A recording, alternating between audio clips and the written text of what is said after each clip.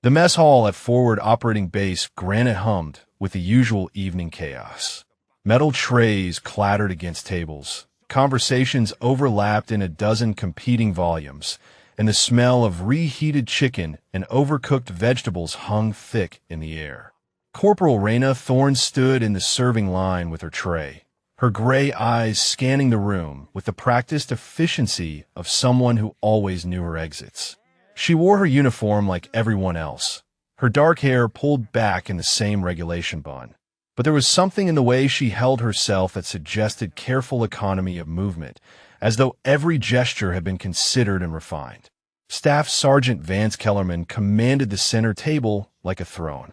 His voice carried across the hall as he leaned back in his chair, one boot propped on the bench beside him.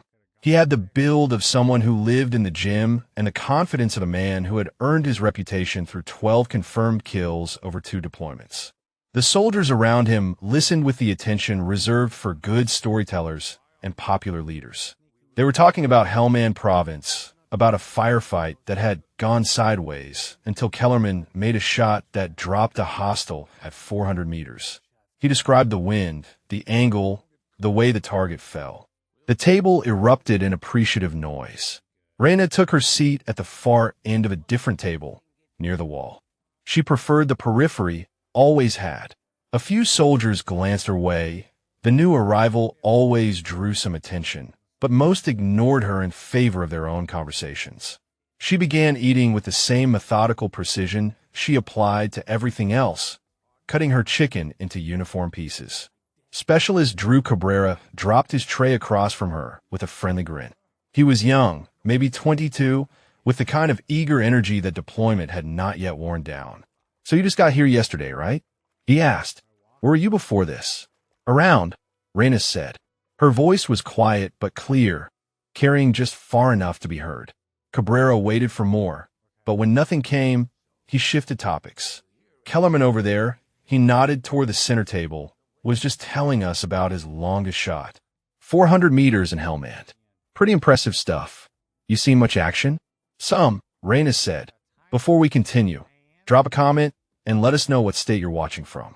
Perhaps you have military bases near you, or you know someone who has served in places like this, in forward operating bases scattered across Afghanistan, where soldiers from all over the country come together." Kellerman's voice rose again, and this time it was clear he had noticed the conversation at Raina's table. He stood and walked over with the casual swagger of someone who owned every room he entered. His friends followed like an entourage. "Hey," he said, settling onto the bench next to Cabrera.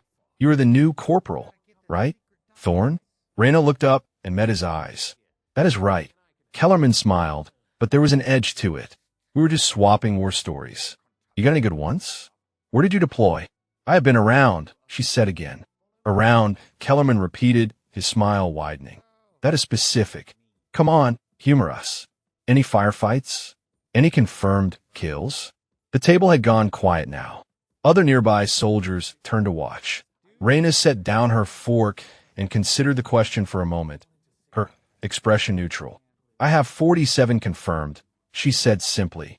The mess hall did not fall silent all at once. It was more like a ripple, conversations dying in waves as the number registered. 47. Soldiers turned in their seats. Someone laughed nervously. Kellerman's smile froze on his face. 47, he said slowly. 47 confirmed kills. "Yes," Raina said. Kellerman looked at his friends, then back at Raina. He started to laugh, a genuine full-throated sound that broke the tension like shattering glass. The mess hall erupted. Soldiers at other tables joined in, the laughter spreading like wildfire. Kellerman slapped the table. "Oh man," he said, wiping his eyes. "That is amazing. 47. Did you count the ones in your video games too?" Raina's expression did not change. She picked up her fork and resumed eating. The laughter continued around her, building on itself. Someone shouted from across the room, asking if she got all 47 in one Call of Duty match. Another voice suggested she must have been counting practice targets. Kellerman leaned forward, his voice dropping to a stage whisper that everyone could still hear. "Look, I get it. You want to fit in, make an impression. But you have got to keep it believable. I have 12 confirmed over 2 deployments, and I am proud of that number. 47 is Hollywood stuff. You are telling me you have got nearly 4 times my count? Reyna chewed her chicken, swallowed, and took a sip of water. I'm not telling you anything, she said quietly. You asked and I answered. Right, Kellerman said, standing up. Sure. Well, thanks for the entertainment, legend. He emphasized the nickname, and it landed like a brand. His friends laughed again as they returned to their table. The nickname spread through the room in seconds, repeated with varying degrees of mockery and amusement. Cabrera looked uncomfortable. He glanced at Reyna, then at the other soldiers, then back. That was kind of rough, he said quietly. Reyna finished her meal without hurrying. When her tray was empty, she stood, cleared her dishes, and walked toward the exit. Eyes followed her across the room. She could hear the whispers, the speculation, the laughter that bubbled up in her wake. She pushed through the door into the Afghan night, where the temperature had already dropped 20 degrees from the daytime heat. The base was a grid of concrete barriers, prefab buildings, and strategically placed watchtowers. Floodlights created pools of harsh white illumination separated by deep shadows. Reyna walked the perimeter path, her boots crunching on gravel. Above her, the stars were brilliant in the clear desert sky, untouched by light pollution, the same stars that had watched over this land for thousands of years. In her quarters, a cramped plywood box she shared with no one yet, Reyna unpacked her duffel with the same methodical care she applied to everything. Her gear was worn but meticulously maintained. A rifle case, longer than standard issue. A spotting scope in a hard case with foam cutouts. Clothing without unit patches. At the bottom of the bag, beneath carefully folded uniforms, was a letter. The DoD seal was visible at the top, but several paragraphs were obscured by thick black redaction bars. Only fragments were readable. Exemplary service. Unique operational environment. Sustained performance under extreme conditions. The signature at the bottom was illegible, the title reading only Senior Operations Officer. Reyna placed the letter in her footlocker and closed the lid. She sat on her bunk and allowed herself 30 seconds of stillness, eyes closed, breathing controlled. Then she stood and began her evening routine. Equipment check. Weapon maintenance. Planning for the next day. The laughter from the mess hall was already distant, already irrelevant. She had heard worse. She had survived worse. Words were just noise, and she had learned long ago to filter noise from signal. Dawn arrived at forward operating base Granite with the subtlety of a sledgehammer. The sun broke over the eastern mountains and turned the sky from purple to orange to brutal white within minutes. Reyna was already awake, had been for an hour, completing her morning routine with the precision of a Swiss watch. She emerged from her quarters at 05:30 to find that her new nickname had solidified overnight like concrete. Hey, legend, a private called out as she passed on her way to the PT area. Get any kills in your dreams? The joke spread across the compound like a virus. Soldiers she had never met grinned at her knowingly. Someone had apparently spent the evening doing the math, calculating that 47 kills would require an impossibly dense deployment schedule or supernatural abilities. The consensus had formed. She was either delusional or a liar, and either option was entertaining. Kellerman stood at the center of the PT formation, leading the morning exercises with the enthusiasm of someone who genuinely enjoyed physical punishment. His voice boomed across the gravel yard as soldiers dropped for push-ups. When Reyna took her place at the edge of the formation, he made a show of pausing. Morning, legend, he called out. Hope you are ready for some real combat today. We're doing a full PT test. Let us see if you have got the fitness to back up those stories. The formation rippled with suppressed laughter. Reyna said nothing, simply assumed the front-leaning rest position and waited for the count to begin. The push-ups came easy. She had learned early in her career that physical fitness was the one language everyone respected, the one currency that could not be faked. Her form was textbook perfect, her breathing controlled, her pace steady. Kellerman watched her complete the maximum count without apparent strain, and his jaw tightened slightly. He moved on to sit-ups, pull-ups, the 2-meal run.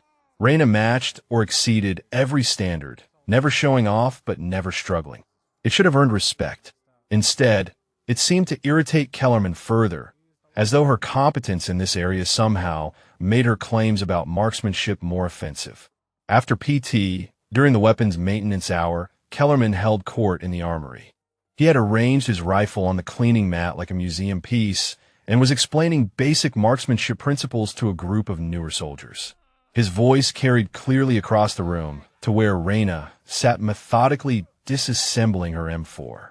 Now, the key to accurate shooting, Kellerman said, is trigger control. You cannot just yank it back like you're playing Halo. You have got to squeeze, smooth and steady. He demonstrated with an empty rifle, his finger pressing the trigger with exaggerated slowness. This is fundamental stuff. Any real shooter knows this. He glanced toward Reyna as he said it, making sure everyone caught the implication. She continued working on her rifle without looking up, her hands moving with unconscious efficiency through the disassembly process. The bolt carrier group came out in one smooth motion. The firing pin slid free. Each component was inspected, cleaned, and set aside with the kind of practiced muscle memory that came from performing the task thousands of times. Cabrera, cleaning his own weapon nearby, watched Reyna work, and then looked at Kellerman's demonstration. There was something different in the way she handled the weapon, a kind of intimate familiarity that went beyond routine maintenance.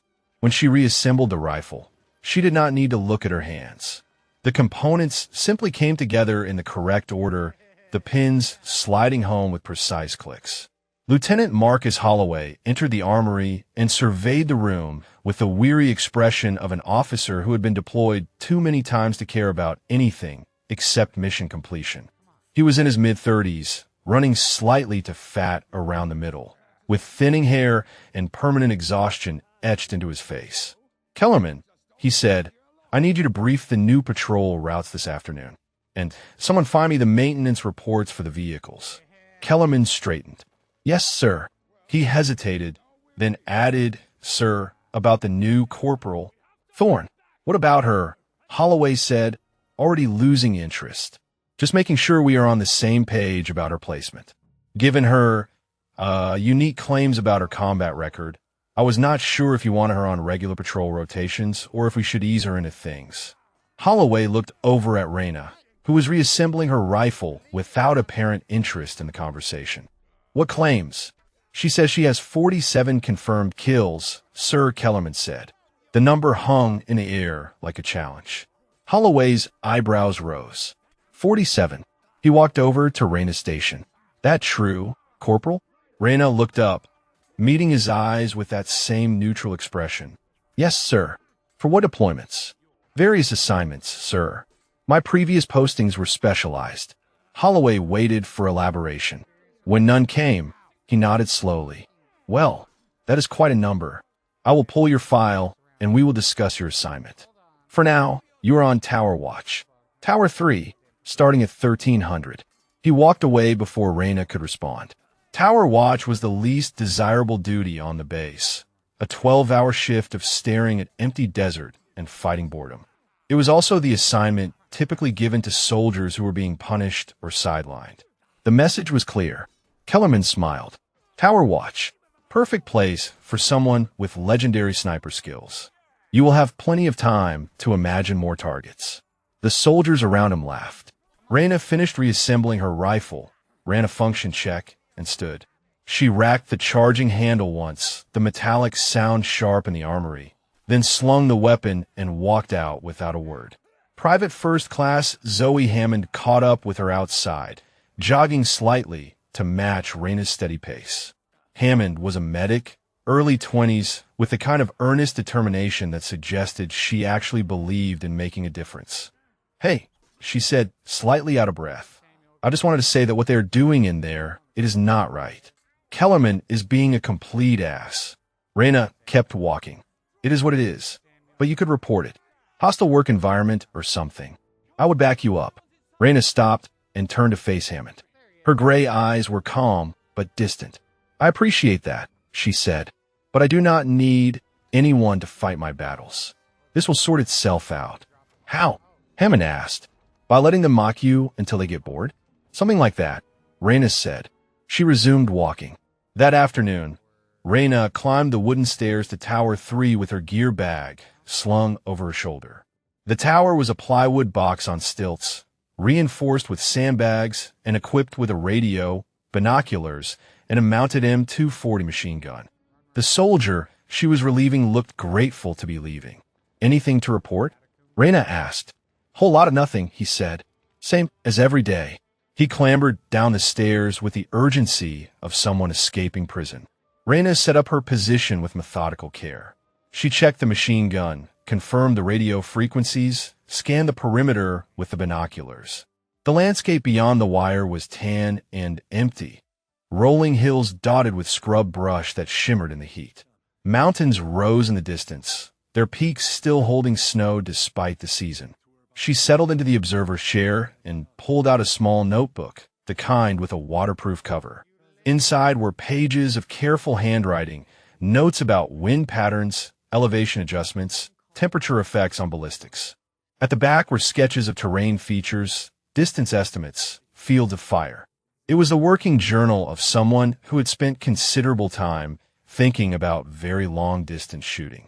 The radio crackled occasionally with routine traffic, patrol movements, supply updates, the daily rhythm of a forward operating base in a quiet sector.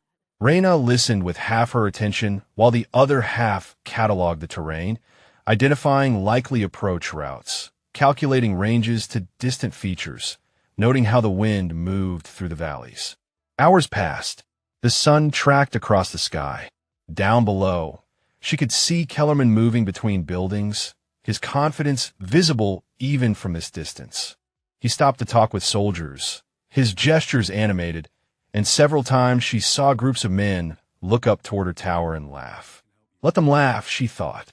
Words were just noise, and she had learned long ago, in mountains far higher and more dangerous than these, that the only opinion that mattered was the one backed by performance. When the moment came, and it always did eventually, the truth would speak for itself.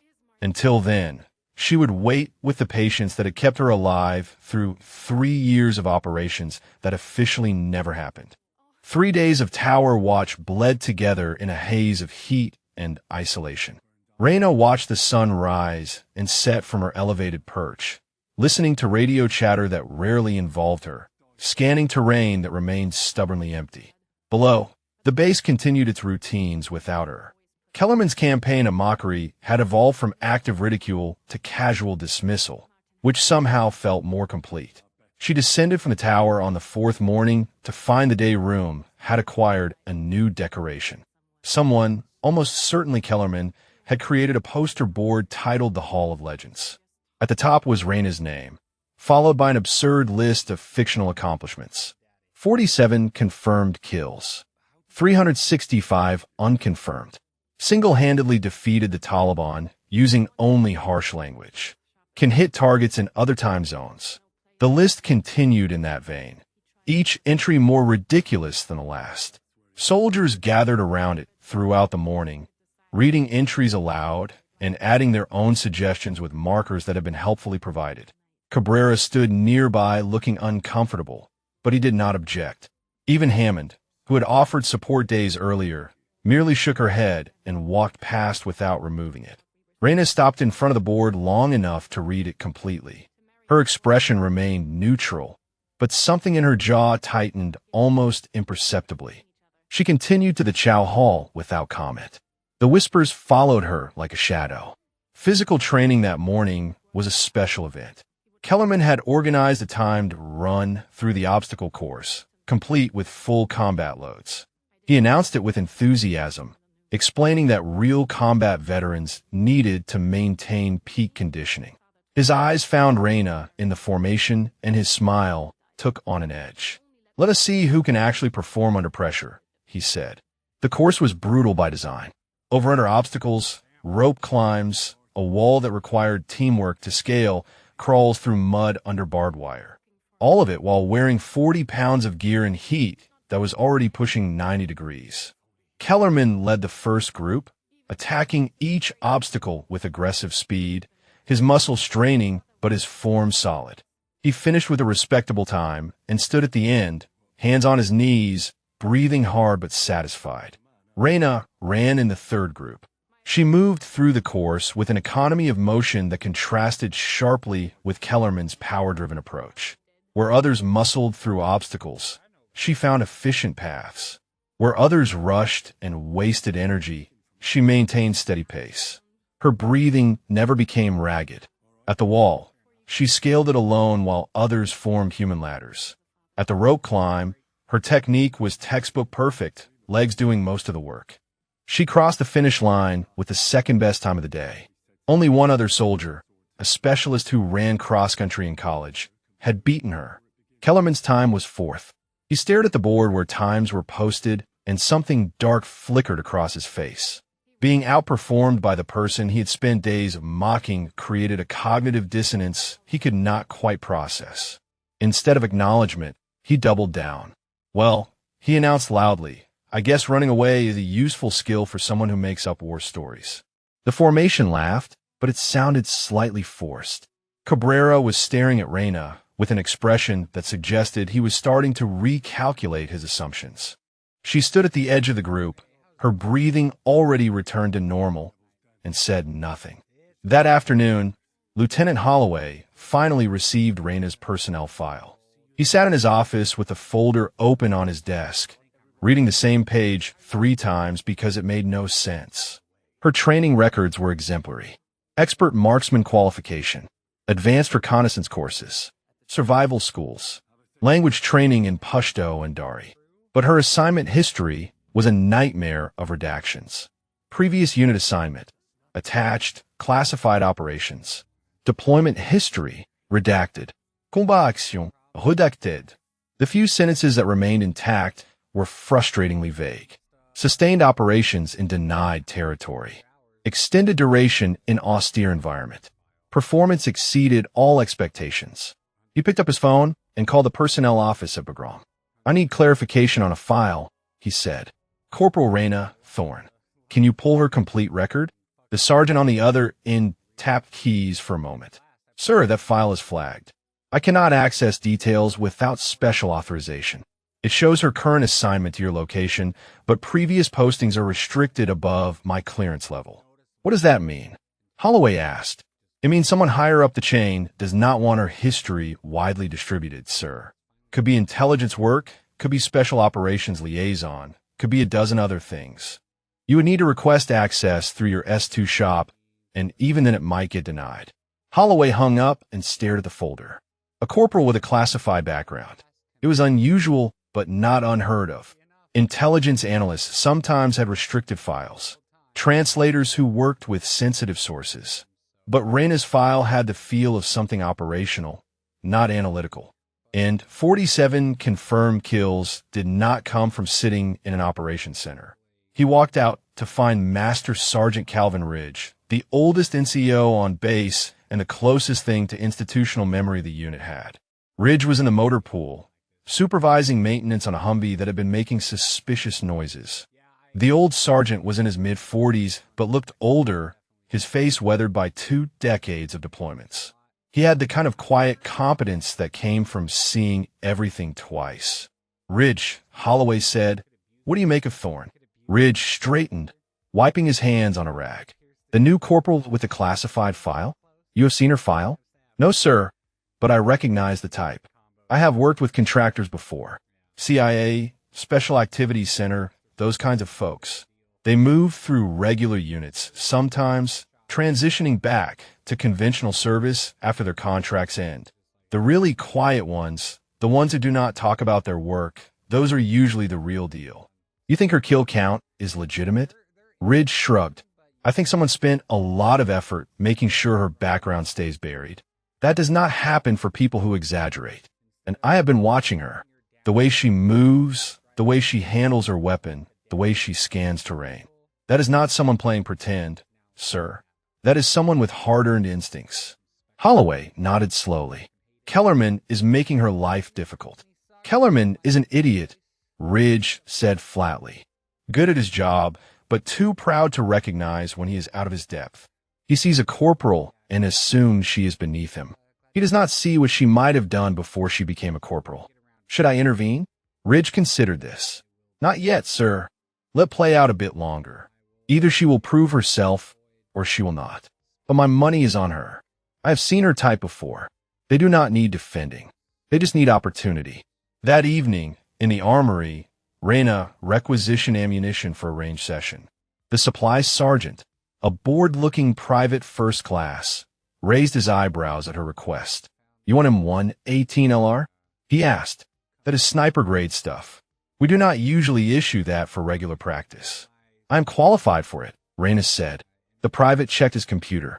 Yeah, I see the authorization here, but still. This is expensive ammo. What are you shooting at? Targets, Reyna said. Her tone suggested the conversation was over. The private shrugged and retrieved the ammunition. As Reyna signed for it, he asked, Is it true you claimed 47 kills? Yes, she said.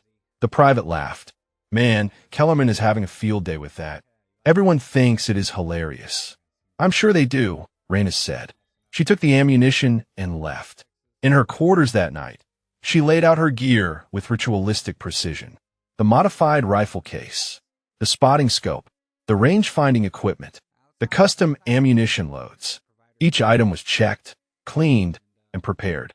Tomorrow was her scheduled range time, approved before Kellerman's mockery had begun. It would be the first time anyone on base would see her actually shoot. She did not expect it to change anything. Respect was not earned through demonstrations. But at least it would be something to do besides staring at empty desert from a tower. She loaded her gear bag, set her alarm, and lay down on her bunk. Sleep came easily, as it always did.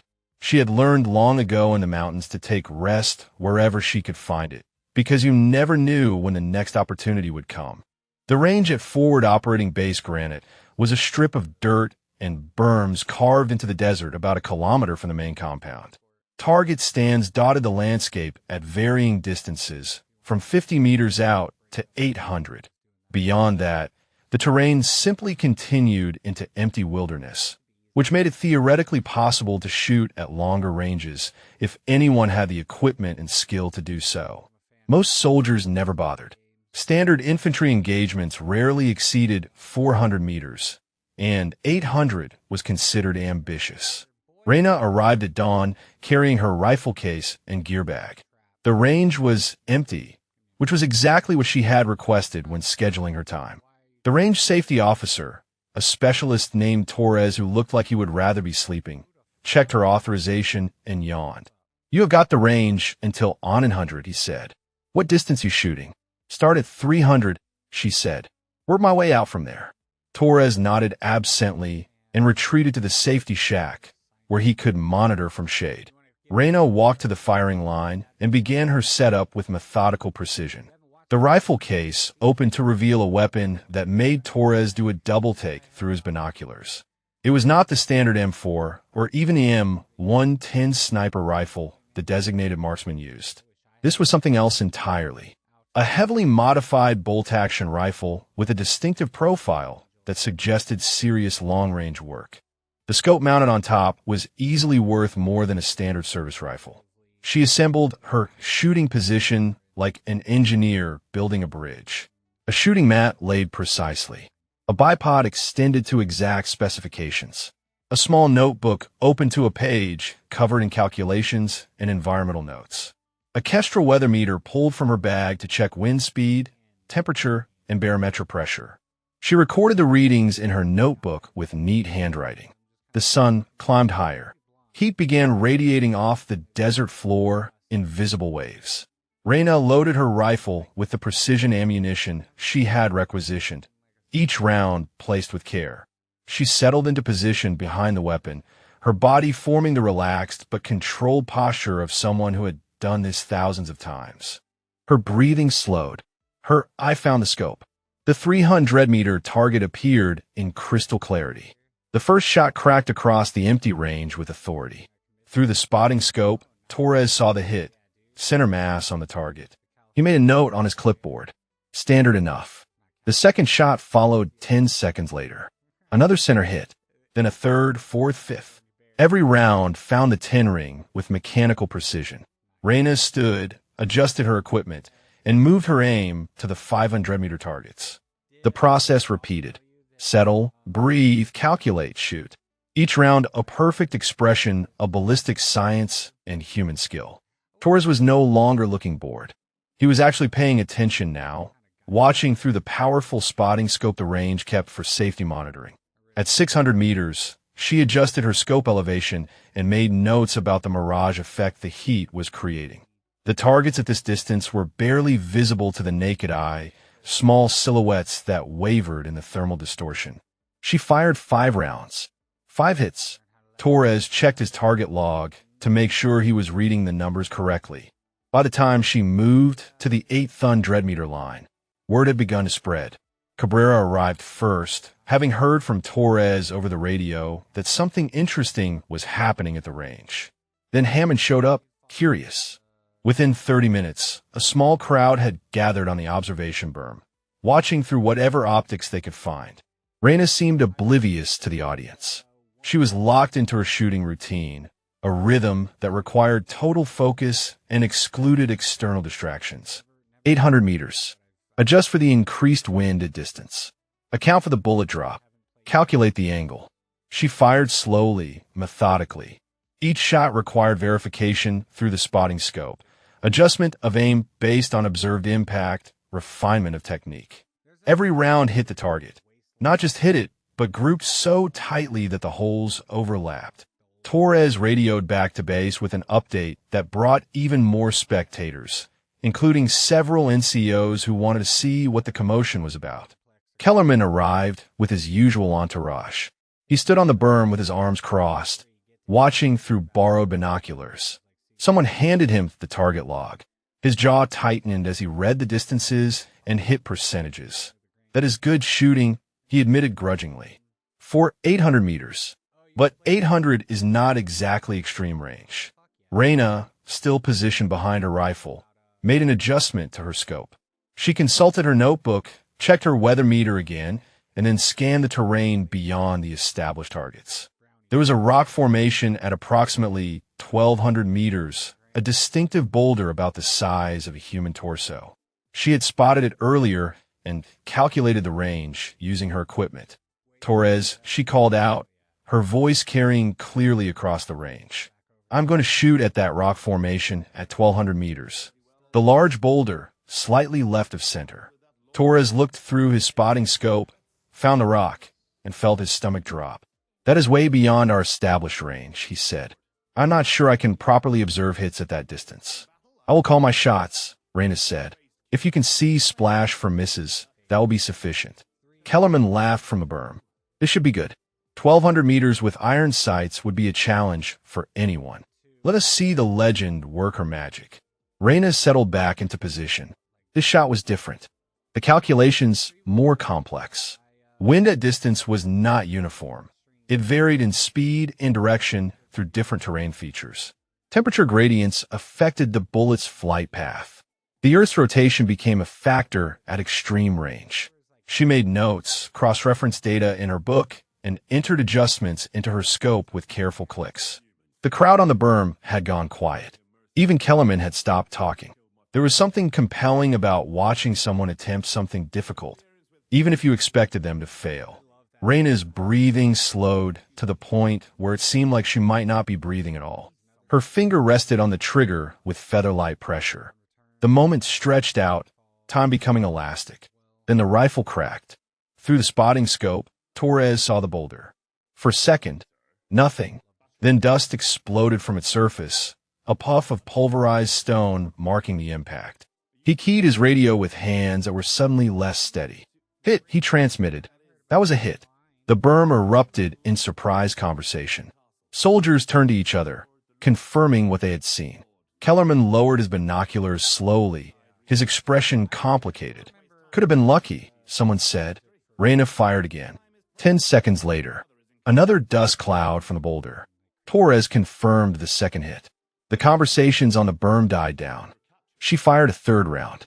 Another hit, then a fourth. By the fifth shot, the boulder's face was visibly scarred even at that distance, a cluster of impacts that spoke to consistency rather than chance. Kellerman walked down from the berm toward the firing line. His face was flushed, whether from sun or emotion was unclear. Torres held up a hand. "Sir, the range is hot.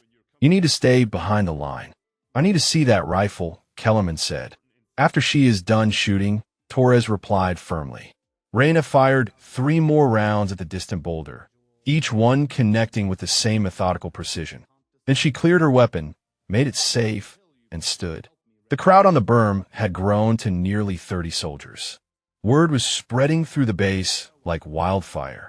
Kellerman approached as soon as Torres gave the all-clear. "Let me see that weapon," he said. It was not quite a request. Reyna stepped aside. The rifle lay on the mat, expensive and purposeful. Kellerman examined it without touching, as though contact might burn him.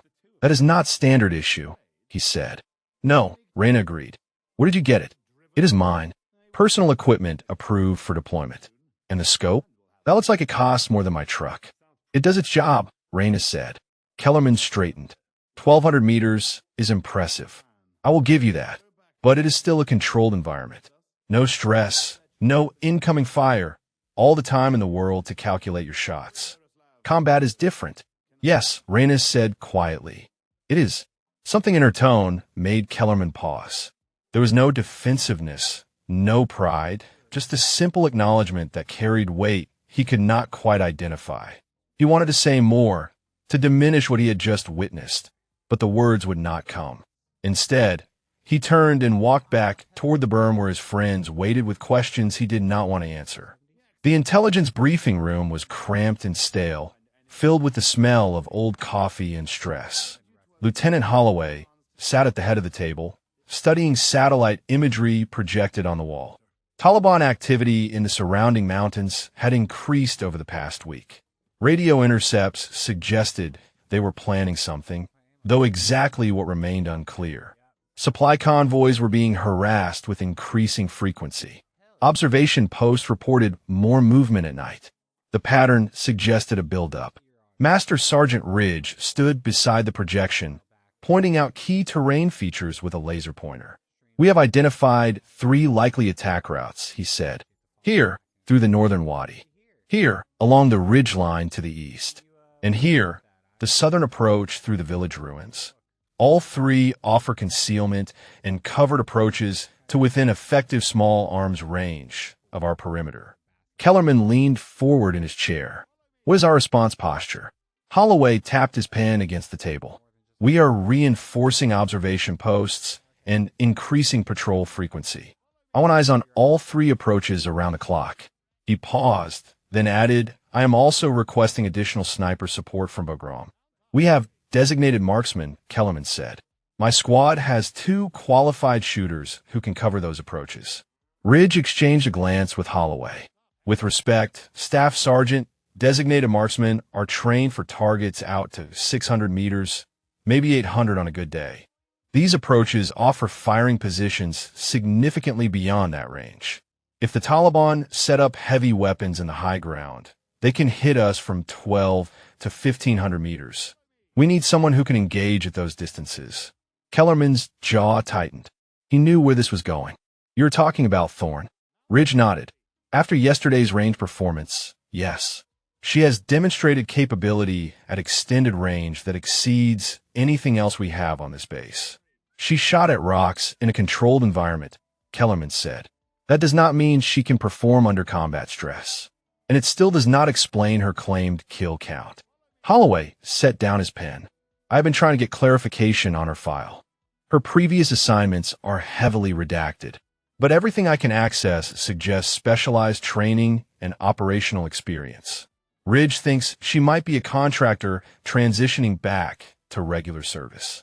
Or she could be someone who inflated her resume and got lucky at the range," Kellerman countered. "Sir, with respect, we cannot base our defensive strategy on an unproven corporal with a suspicious background." "She is not unproven," Ridge said quietly. "She's just not proven to you. There is a difference." The tension in the room was palpable. Holloway raised a hand. "Enough. Here is what we're going to do. Thorne will be assigned to Observation Post 7, the position covering the eastern ridgeline approach. That is our most exposed flank and offers the longest sight lines. If she is as good as her range performance suggests, she will be an asset. If not, we will know soon enough. Kellerman, you will coordinate the overall defensive plan. Ridge, you will brief Thorne on her assignment. Kellerman opened his mouth to protest, then closed it. Yes, sir, he said. The briefing continued with tactical details and duty rosters. Kellerman barely listened. His mind was churning through the implications. If Reyna succeeded in the role Ridge was suggesting, it would validate everything she had claimed. If she failed, she might get people killed. Either way, his credibility was now tied to the outcome. He had spent days mocking her, building a consensus that she was a fraud. If she proved him wrong, he would look like a fool. If she proved him right, he would be vindicated, but the base's defensive posture would be compromised. After the briefing, Ridge found Reyna in the chow hall. She was eating alone, as usual, methodically working through her meal while reading a dog-eared paperback. He sat down across from her without asking permission. Corporal Thorne, he said, we need to talk about your new assignment. Reyna set down her book and gave him her full attention. Ridge had the kind of presence that commanded respect without demanding it. She had recognized the type immediately, the kind of NCO who had survived multiple deployments through competence rather than luck. You are being assigned to Observation Post 7, Ridge said. It is on the eastern perimeter, elevated position with clear sight lines out to 2,000 meters. Intel suggests possible Taliban activity in that sector. We need someone who can engage targets at extreme range, if necessary. Understood, Reyna said. Ridge studied her face. Yesterday at the range, that was impressive shooting. But shooting at rocks is different than shooting at people. You understand that? Yes, Reyna said. Her voice remained level, but something shifted in her eyes, a shadow that suggested intimate familiarity with the distinction. Your file suggests you have experience with this kind of work, Ridge continued. But it also suggests that experience is classified. I do not need to know the details, but I need to know if you can handle this assignment. Lives may depend on it. I can handle it, Reyna said. Ridge nodded slowly. Kellerman does not trust you. He thinks you're a fraud who got lucky at the range. If something goes wrong, he will use it against you. You understand that? I understand, Reyna said, but I'm not doing this for Kellerman's approval. I am doing it because it is my assignment. Fair enough, Ridge said. He stood to leave, then paused. For what it is worth, I have worked with contractors before. CIA types, Special Activities Division, those kinds of folks. They move quiet, they do not talk about their work, and they have skills that seem impossible to regular infantry. You have that same quality. So whatever you did before you showed up here, I believe you did it well. Reyna met his eyes, and for a moment the careful neutrality dropped away. Thank you, she said. That actually means something. Ridge left her to finish her meal. Across the chow hall, Kellerman sat with his usual group, but the conversation was more subdued than normal. Cabrera, the young specialist, had been unusually quiet since the range demonstration. He kept glancing toward Reyna's table with an expression that suggested he was reconsidering his previous assumptions. Hammond, the medic, approached Reyna's table after Ridge left. Can I sit? She asked. Reyna gestured to the empty chair. Hammond sat, but seemed unsure how to begin. Yesterday was impressive, she finally said. I have never seen shooting like that. Thank you, Reyna said. People are starting to talk differently about you. Not everyone, but some. Cabrera told me he thinks maybe you were telling the truth all along. Maybe, Reyna said. She did not sound particularly invested in the outcome of base gossip. Does it bother you? Hammond asked. The way Kellerman has been treating you? Reyna considered the question. It is not pleasant, she said, but I have dealt with worse. Words only have the power you give them. And I stopped caring about proving myself to skeptics a long time ago. The work speaks for itself eventually. That is a healthy attitude, Hammond said. I'm not sure I could be that calm about it. You learn, Reyna said. When you have been in situations where staying calm is the difference between living and dying, everything else becomes manageable by comparison. Is that what it was like? Hammond asked quietly. In your previous assignments? Reyna closed her book and stood, gathering her tray. Some things are better left in the past, she said. But yes, it was like that. She left Hammond sitting at the table, wondering about the quiet corporal who seemed to carry entire hidden histories in the spaces between her words. Outside, the Afghan sun was beginning its descent toward the mountains. Tomorrow, Reyna would take up her new position at Observation Post 7. Tomorrow, the defensive perimeter would be tested. And tomorrow, Kellerman would discover whether his mockery had been justified or whether he had spent 2 weeks ridiculing someone whose skills existed on an entirely different level than his own understanding. The base settled into evening routines, unaware that the Taliban scouts in the surrounding hills had already marked their target and begun their final preparations. The storm was coming, and it would arrive sooner than anyone expected. Observation Post 7 sat on a rocky outcrop that gave commanding views of the eastern approaches to forward operating base Granite. The position consisted of reinforced sandbag walls, a corrugated metal roof for shade, and firing ports that offered protected sight lines across 2 kilometers of broken terrain. Reyna arrived at dawn with her equipment, relieving the night watch who looked exhausted and grateful. The soldier she replaced was a private named Chun who had spent 12 hours staring at empty desert. "Quiet night," he said, gathering his gear. "Same as always. I saw some goat herders around off of 100, but nothing else." He paused at the ladder leading down from the post. "Hey, I heard about your shooting yesterday. That was pretty incredible." "Thank you," Reyna said. Chun hesitated, as though wanting to say more, then simply nodded and descended the ladder. Reyna was alone with the dawn and the vast expanse of terrain that stretched toward distant mountains. She set up her position with the same methodical care she brought to everything. Her modified rifle assembled and function-checked. The powerful spotting scope mounted on a tripod. The range-finding equipment positioned for quick access. Her notebook opened to a fresh page where she began recording environmental conditions. The sun climbed, and the temperature with it. Heat waves began rising from the valley floor, creating mirage effects that turned distant objects into wavering uncertainties. Reyna noted the wind direction and speed every 30 minutes, tracking how thermal currents changed as different parts of the terrain heated unevenly. This was data that mattered at extreme range, where a bullet might spend 3 full seconds in flight and travel through multiple wind conditions. Through her spotting scope, she cataloged the terrain with professional thoroughness. A wadi that offered covered approach from the northeast. A cluster of ruins that could conceal infantry. A ridgeline 1,300 meters distant that provided perfect defilade for anyone smart enough to use it. She sketched the positions in her notebook, calculated ranges to key features, and noted potential firing solutions. It was the kind of preparation that came from experience, from understanding that battles were often won by the side that had done better homework. The radio beside her crackled periodically with routine traffic, patrol movements, supply convoys, the normal rhythm of a forward operating base. At 1000 hours, Kellerman's voice came over the net, checking in with all observation posts. 7, this is base. Situation report. Base, this is 7, Reyna replied. All quiet. No movement observed. Visibility good. Copy 7, Kellerman said. His tone was neutral, professional, but she could hear the underlying skepticism. Maintain watch. The hours passed slowly. This was the reality of military service that civilians rarely understood. The endless stretches of boredom punctuated by brief moments of terror. Reyna had learned patience in the mountains, during operations where she might spend days in a single position waiting for a target that might never appear.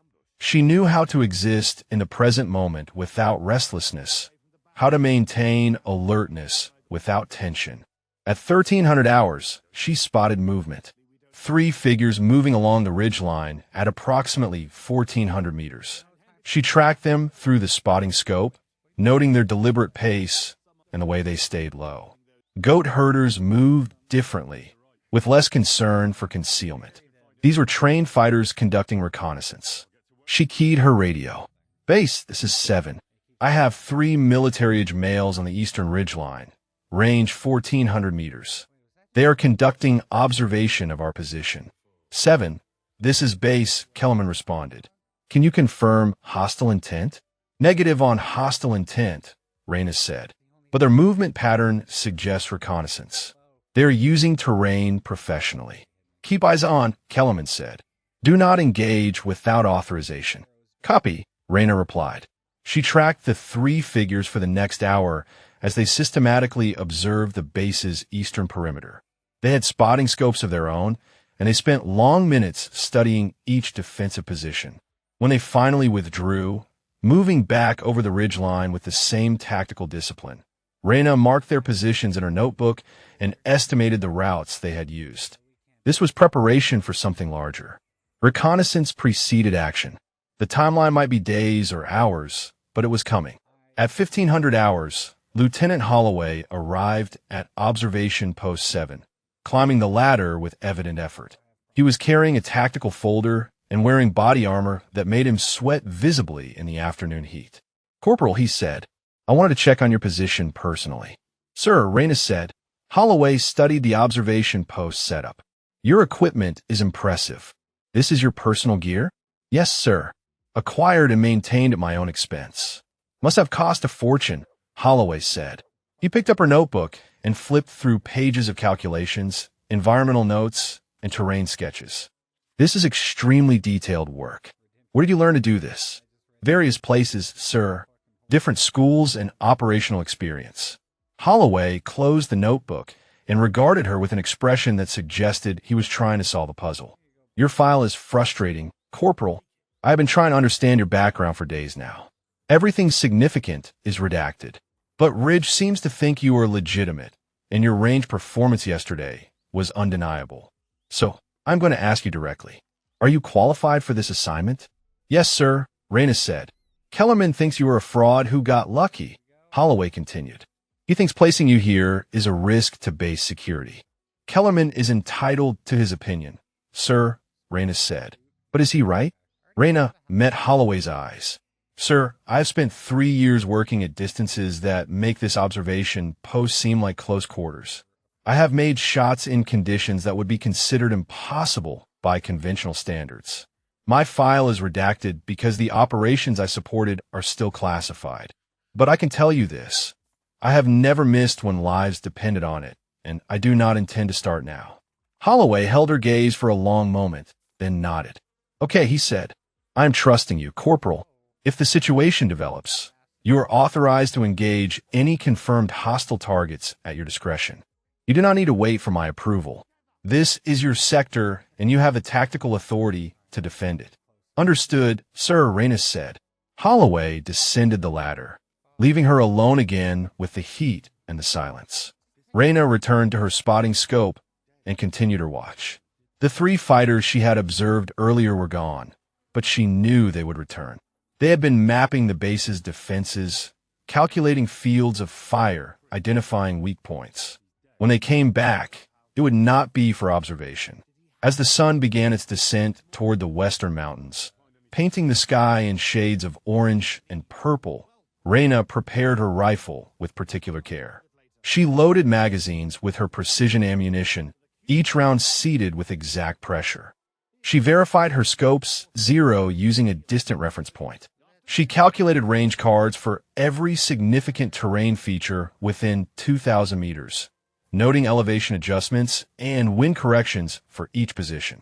The radio traffic increased as the base transitioned to night operations. Guard changes, patrol briefings, the familiar sounds of a military installation preparing for darkness. Kellerman's voice came over the net periodically, coordinating the defensive posture. He sounded confident, in control, but Reyna detected an underlying edge. He was worried about the intelligence reports, worried about the increased Taliban activity, and probably worried about whether the corporal he had spent 2 weeks mocking was actually capable of doing her job. Night fell completely, and the base's lights created a perimeter of illumination against the vast darkness of the Afghan landscape. Reyna switched to her night vision equipment, scanning the eastern approaches with methodical thoroughness. The terrain appeared in shades of green, shadows becoming pools of deeper darkness where threats could hide. At 2200 hours, her radio crackled with sudden urgency. All stations, this is base. We have reports of possible enemy movement in multiple sectors. Increase alert status. All observation posts switch to weapons tight, but be prepared for immediate action. Reyna acknowledged the transmission and settled more firmly into her position. Her hand rested on her rifle, her eye found the scope, and her breathing steadied into the rhythm that preceded action. Somewhere in the darkness beyond her position, fighters were moving toward the base with intentions that would soon become violent. The reconnaissance had been completed. The attack was beginning, and Corporal Reyna Thorne, the woman Kellerman had called a fraud and a legend in mockery, was about to demonstrate exactly what 3 years of classified operations in the mountains had taught her about the precise application of violence at extreme range. The attack came at 0 for 30, in that dead hour before dawn when human alertness reached its lowest ebb. Reyna heard it before she saw it. The distinctive crack of AK-47 fire echoing across the valley from the southern perimeter. The radio erupted with voices overlapping in controlled chaos. Contact south. Multiple hostiles. Heavy weapons fire. The base's alarm system wailed into life, drowning out the natural sounds of the desert night. Reyna remained focused on her sector. An attack from the south could be a feint, designed to draw attention while the main assault came from another direction. She scanned the eastern approaches through her night vision, methodical and thorough. The green-tinted landscape remained empty for 30 seconds, then a minute. More radio traffic. The southern observation post was taking sustained fire. Casualties reported. Kellerman's voice cut through the chatter, coordinating the response with clipped professional efficiency. Then she saw them. Movement on the ridgeline, exactly where the reconnaissance team had been observing from the previous day. For figures cresting the high ground, backlit momentarily against the marginally lighter sky. They were carrying heavy weapons, the distinctive profiles of PCAM machine guns unmistakable even at distance. Behind them, more fighters appeared. Then more. This was not a probing attack. This was a coordinated assault with at least 15 hostiles in her sector alone. 7. This is Base, Kellerman transmitted. Situation report. Base 7. I have multiple hostiles on the eastern ridge. Count at least 15 fighters with crew-served weapons. Range 1,300 to 1,500 meters. They're setting up firing positions. There was a pause on the radio. 1,300 meters? Kellerman said. Are you certain? Affirmative, Reyna replied. I have positive identification through night vision. They are preparing to engage. 7. Hold position, Kellerman said. Wait for them to come into effective range before engaging. Negative, Base, Reyna said, her voice calm but firm. They are already in effective range. Request permission to engage. 7. Your weapon cannot reach that far effectively, Kellerman said. Wait until they close to 800 meters. Base, I am authorized by Lieutenant Holloway to engage at my discretion, Reyna replied. I am engaging now. She switched her radio to the command frequency, knowing Holloway would be monitoring. Sir, this is 7. I have hostile forces establishing positions on the eastern ridge at extreme range. I am engaging to disrupt their setup before they can coordinate with the southern assault. Do it, Holloway transmitted immediately. Reyna's world narrowed to the fundamentals. She had already calculated the range to the ridgeline positions during her daylight reconnaissance. 1,420 meters to the nearest machine gun team. Wind was calm at ground level, but she knew from experience that winds at altitude could be different. She made rapid adjustments to her scope, clicks of elevation and windage that came from muscle memory built over thousands of repetitions. The first machine gun team was setting up their weapon, 2 men working to position the tripod, while a third prepared ammunition belts. They felt safe at this distance, beyond the effective range of anything the Americans typically deployed at a forward operating base. They were wrong. Reyna controlled her breathing, letting her heart rate slow despite the chaos on the radio. Her finger found the trigger with the light pressure of long practice. The crosshairs settled on the gunner as he bent over his weapon.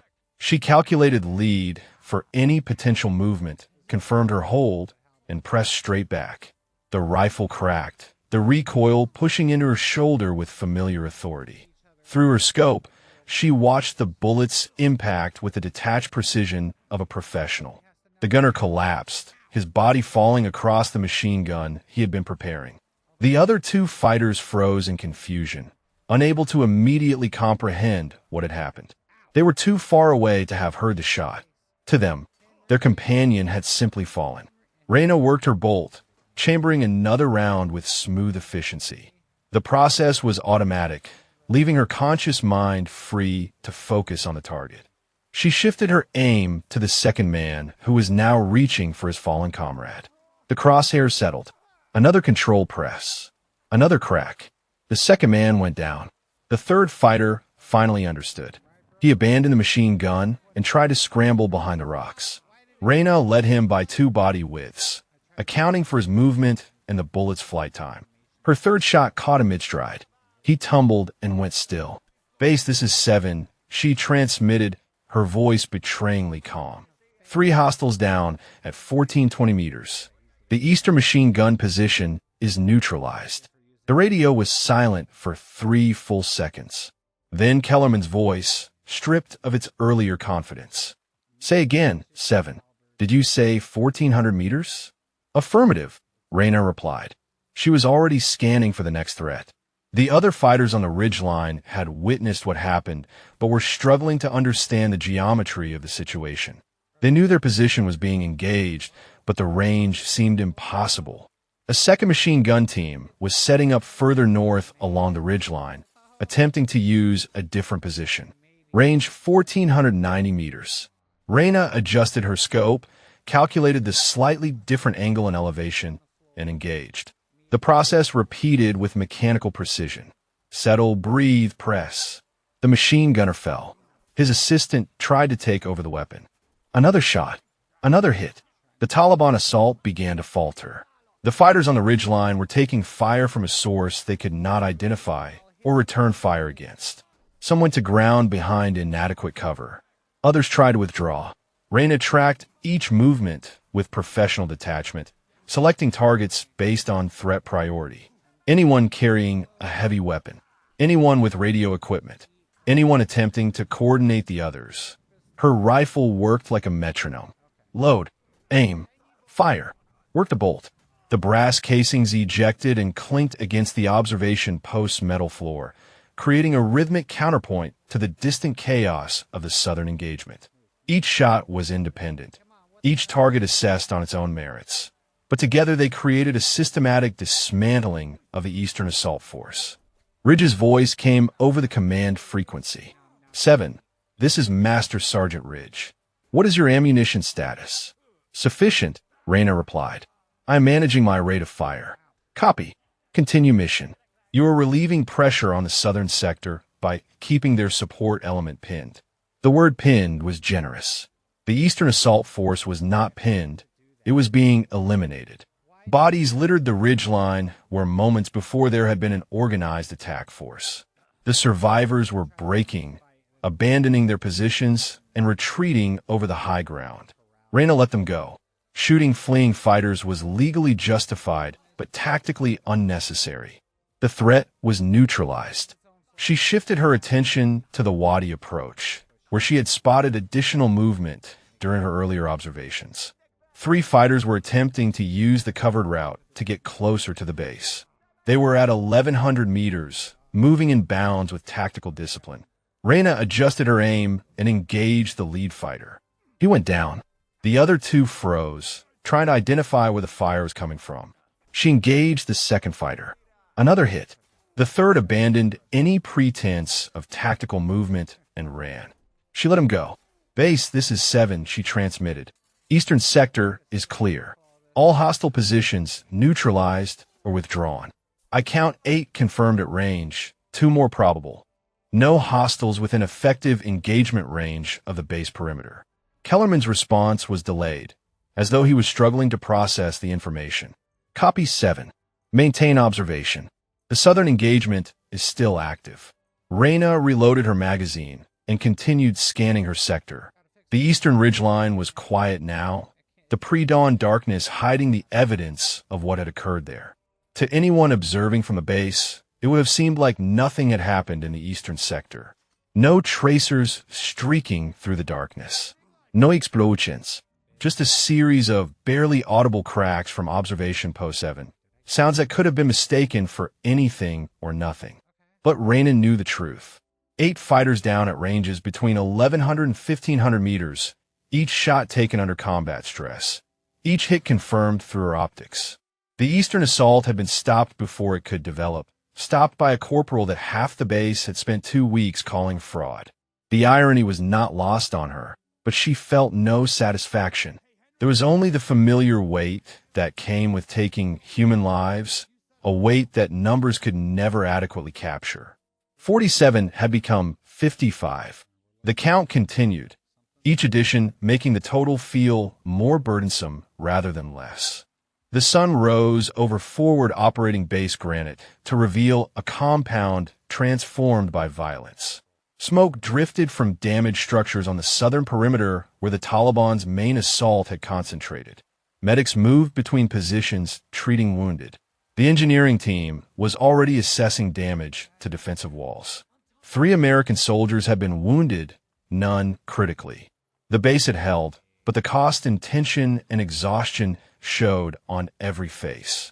Lieutenant Holloway stood in the Tactical Operations Center reviewing after-action reports with Ridge beside him.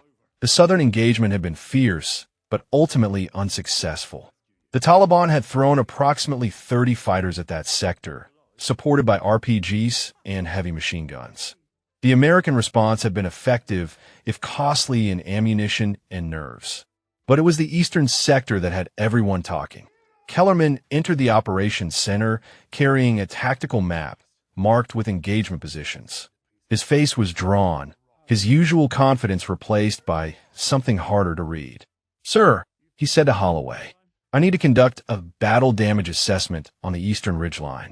We need to verify Corporal Thorne's reported kills." Holloway looked up from his reports. "Is that necessary?" Her transmissions during the engagement were clear and consistent. She reported 8 confirmed. "Sir, with respect," Kellerman said slowly, "she reported engaging targets at ranges that should not be possible under combat conditions. At night, with fighters who were actively preparing to attack. I need to verify those claims before they go into the official record." Ridge crossed his arms. "You think she's still lying? Even after what we heard on the radio?" "I think we need to verify," Kellerman said. His tone was defensive. "It is standard procedure for any engagement to confirm kills and assess enemy casualties. This is not about Thorne specifically, but it is," Ridge said quietly. "You have been calling her a fraud for 2 weeks. Now she just did something remarkable, and you cannot accept it without seeing proof." "I want to see the bodies," Kellerman said flatly. "Is that so unreasonable?" Holloway considered this. "Actually, no. We should conduct a proper assessment anyway, for intelligence purposes. Take a patrol out there once we have confirmed the area is clear. Bring a camera and document everything. Thorne will accompany you to identify positions." Kellerman nodded stiffly and left. Ridge watched him go with an expression of mixed sympathy and frustration. "He is struggling," Ridge said. "His entire worldview just got challenged. Give him time to process it, or he will find some way to dismiss it," Holloway said. "Some people cannot admit when they are wrong. It threatens their identity too much." "We will know soon enough," Ridge replied. 2 hours later, Reyna descended from observation post 7 for the first time since the engagement. She had maintained her watch through dawn and into morning, ensuring the eastern approaches remained clear. Chun, the private who normally manned the position, relieved her with obvious awe. "I heard what you did," he said as they passed on the ladder. "That was incredible. Just doing my job," Reyna said. She was exhausted in the way that came from sustained alertness rather than physical exertion. Her eyes felt gritty, her mind operating with a slight delay that marked serious fatigue. Kellerman met her at the base of the observation post with a full squad in patrol formation. "Corporal," he said, "you are coming with us to assess the engagement area. We need you to identify positions." "Understood," Reyna said. She checked her rifle and joined the patrol.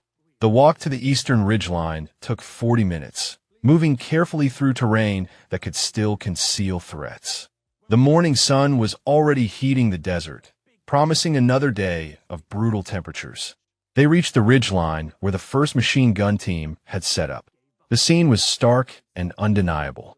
3 bodies lay where they had fallen, the heavy machine gun still on its partially assembled tripod.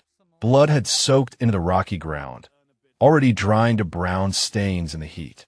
Shell casings from Reyna's rifle littered the observation post behind them, barely visible at this range.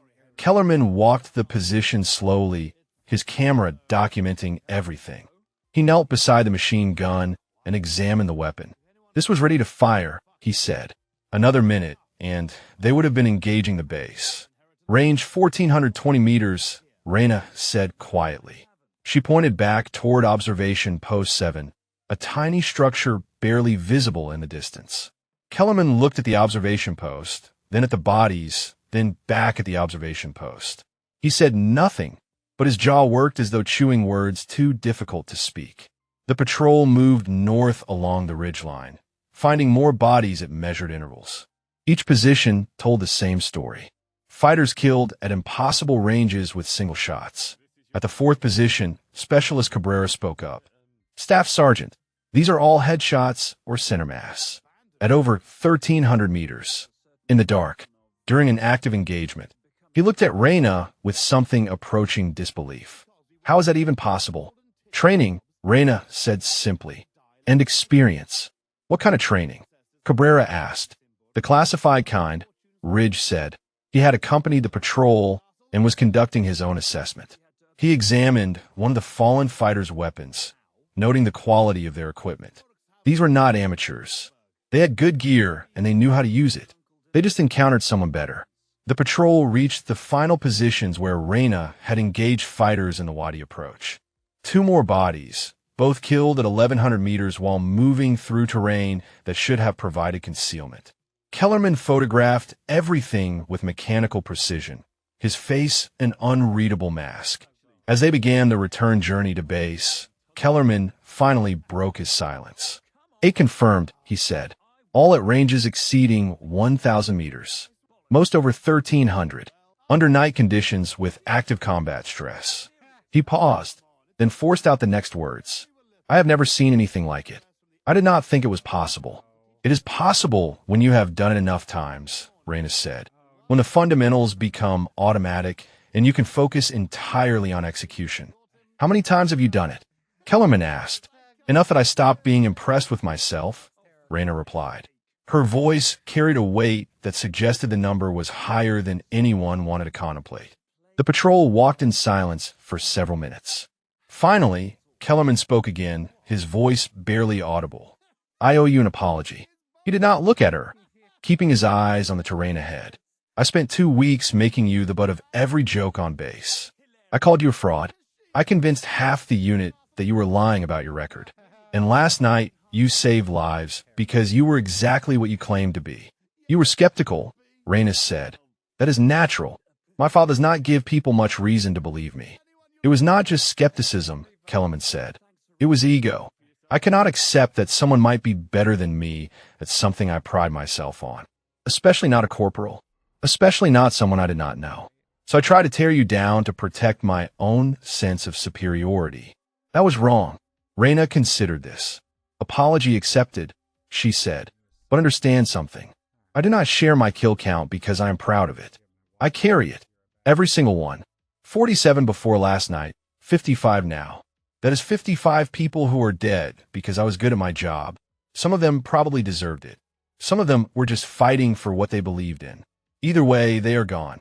So when you mock that number, you are not just questioning my competence. You're trivializing something that cost me sleep and peace of mind. Kellerman finally looked at her. I understand, he said, and I am sorry. Truly.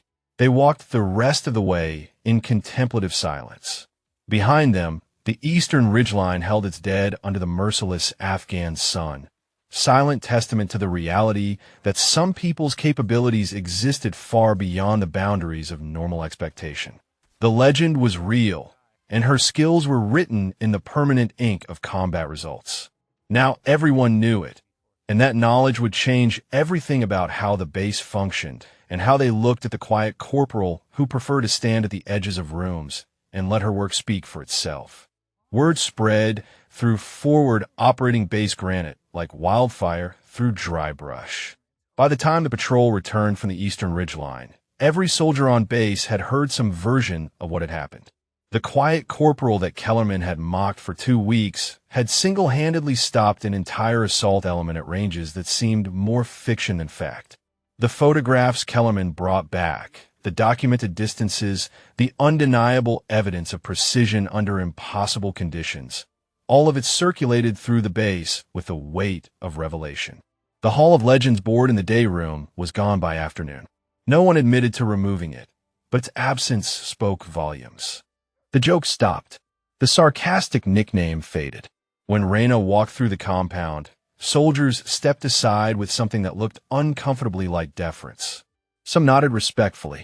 Others stared with barely concealed awe. A few tried to speak to her, but seemed uncertain what to say. She hated it almost as much as the mockery. Hammond found her in the Chow Hall that evening, sitting alone as usual, but with a different quality to the solitude. Before, she had been isolated by ridicule. Now, she was isolated by reputation. The medic sat down without asking, just as she had weeks earlier. "Everyone is talking about you," Hammond said. "I know," Reyna replied quietly. "They are calling you a hero, saying you saved the whole base." "That is an exaggeration," Reyna said. "The southern defenses would have held even without my sector. I just made the eastern approach too costly to continue." "That is not what Kellerman is saying," Hammond offered. "He has been telling everyone that your shooting was the most incredible thing he has ever witnessed. He showed me the pictures, the distances involved." She shook her head in disbelief. "I still do not understand how you did it." "Practice," Reyna said. "Thousands of hours of practice. And 3 years of doing nothing else." "The mysterious classified assignments," Hammond said. "That is what you were doing. Long-range precision shooting in the mountains." "Something like that," Reyna agreed. "People are asking questions about your background, your training, how you learned to shoot like that. You know you do not have to answer them, right?" "I know," Reyna said, "and I will not. Some things are better left classified." Cabrera approached their table, hesitant but determined. He was carrying his tray and wore an expression of nervous resolve. "Mind if I sit?" he asked. "It is a free country," Reyna said. Cabrera sat and immediately launched into what sounded like a rehearsed speech. "I wanted to apologize for the way I treated you when you first arrived. I laughed at Kellerman's jokes. I thought the whole thing was funny. I never considered that you might actually be telling the truth. That was ignorant and disrespectful, and I'm sorry." "Apology accepted," Reyna said. "Can I ask you something?" Cabrera said. "When you were taking those shots last night, what was going through your head? Were you scared? Excited? How do you stay that calm?" Reyna set down her fork and considered the question. "Fear is natural," she said, "but fear clouds judgment. So you train until the fundamentals are automatic. Your body knows what to do even when your mind is processing the chaos. As for excitement, there is none. Taking a life is never exciting. It is necessary sometimes, but never exciting. What goes through my head is data. Wind speed, range, elevation, target movement. Everything else is noise that I filter out." "That sounds lonely," Hammond said quietly. "It is," Reyna admitted, "but it is also the job. Someone has to be willing to make those shots. Someone has to carry that weight. If it is not me, it will be someone else. And that person would carry the same burden." The three of them ate in companionable silence for a while. Other soldiers glanced their way, clearly wanting to approach, but uncertain of the reception they would receive. Finally, Cabrera spoke again. "Kellerman wants to know if you would be willing to train the designated marksman. Share some of your techniques. He says the request is official, but he wanted me to ask you first, unofficially. I think he is afraid you will refuse if he asks directly." "I will do it," Reyna said. "Training improves unit capability. It is part of my responsibility." "Even after how he treated you?" Hammond asked. "Especially after how he treated me," Reyna said. "Kellerman made a mistake, but he had the courage to admit it. That takes strength. I respect that more than if he had been right from the beginning." People who can acknowledge their errors and change their behavior are worth investing in. That is a remarkably mature perspective, Hammond said. It is a survival perspective, Reyna corrected. Holding grudges in combat zones gets people killed. We either work together effectively or we fail together completely. I prefer the former. Lieutenant Holloway found her after dinner. He was carrying a folder and wearing his serious command face. Corporal Thorne, he said, I need to speak with you privately. They walked to his office, a cramped space filled with maps and operational documents. Holloway closed the door and gestured to a chair. Your performance last night was exemplary, he began. I have submitted you for a commendation, but I also need to discuss your status going forward. Sir, Reyna said, your file came back with additional information after I made some persistent requests, Holloway said. I now understand that you are actually a GS-12 civilian contractor transitioning back to military service. Your corporal rank is administrative, a holding position while your paperwork processes. Your actual experience level is significantly higher than your rank suggests. That is correct, sir, Reyna said. I also learned that your contract work was with the Special Activities Center, embedded with indigenous forces in the Hindu Kush for 3 years. Your primary role was counter-leadership targeting at extreme range. 31 high-value targets eliminated with your previous organization before your 47 total. Is that accurate? It is, Reyna said. Holloway leaned back in his chair.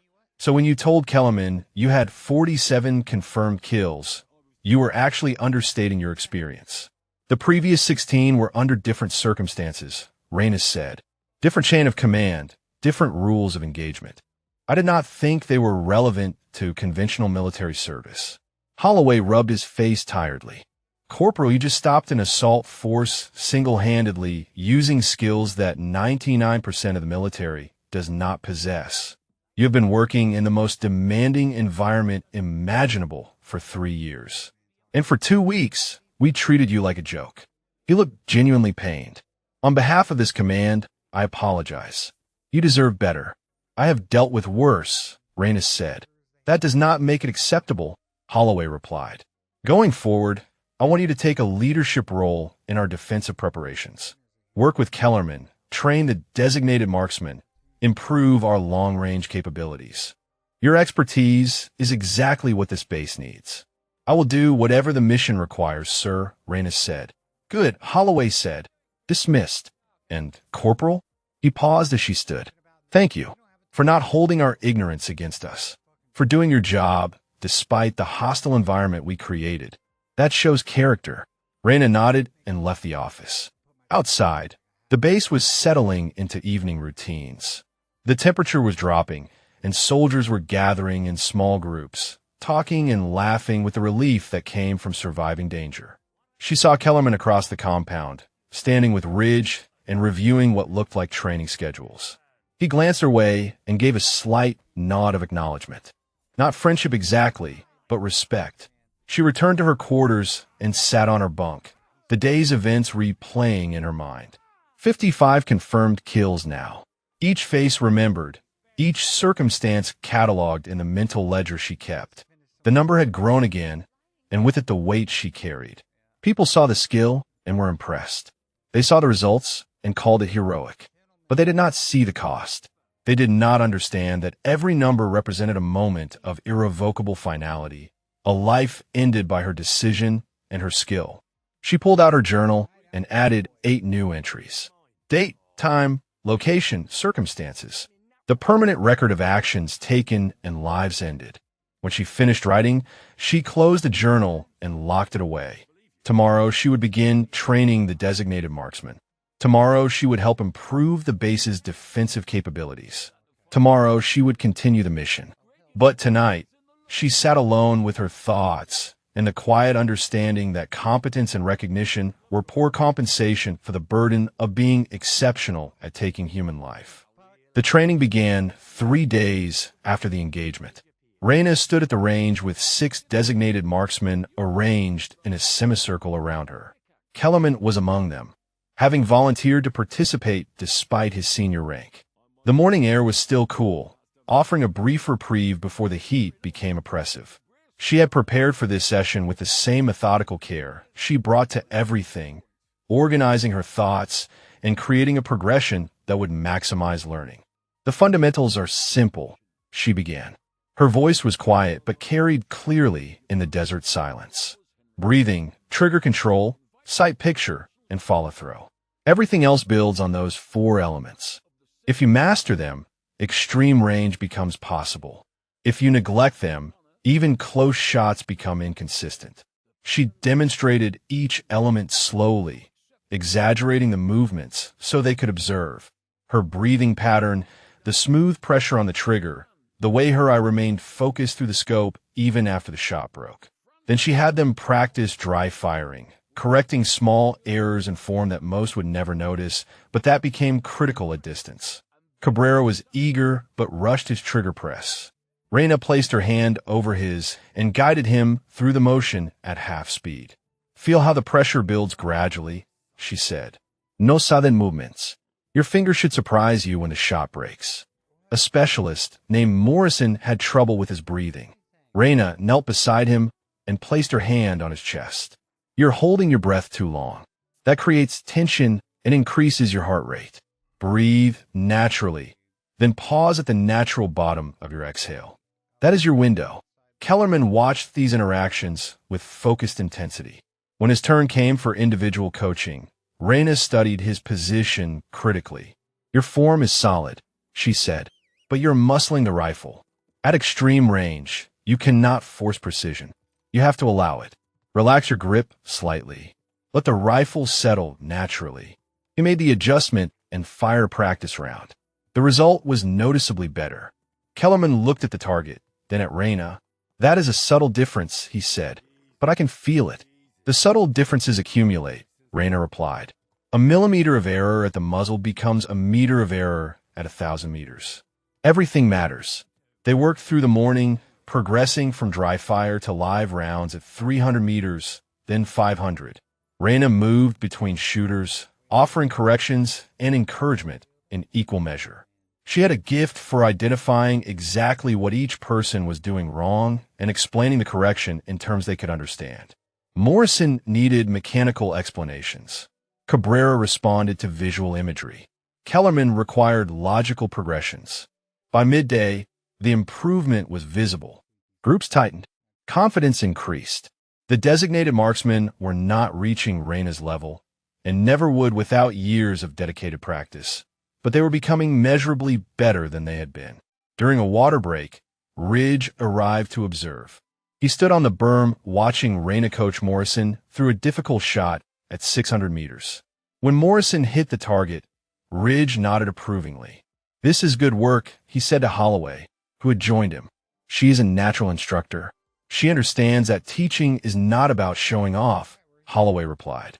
It is about meeting people where they are and bringing them forward. That is rare. On the range, Kellerman approached Reina during a lull. Can I ask you something? He said. About the other night. When you were taking those shots in the dark, were you afraid? Reina considered the question. Fear was present, she said, but it was not in control. I have been in similar situations enough times that the fear became background noise. Like tinnitus. Always there, but possible to ignore when focus is required. I have 12 confirmed kills, Kellerman said quietly. Each one stays with me. I remember their faces when I close my eyes. How do you carry 55? You do not carry them well, Reina said. You just carry them. Some nights are harder than others. Some faces are clearer than others.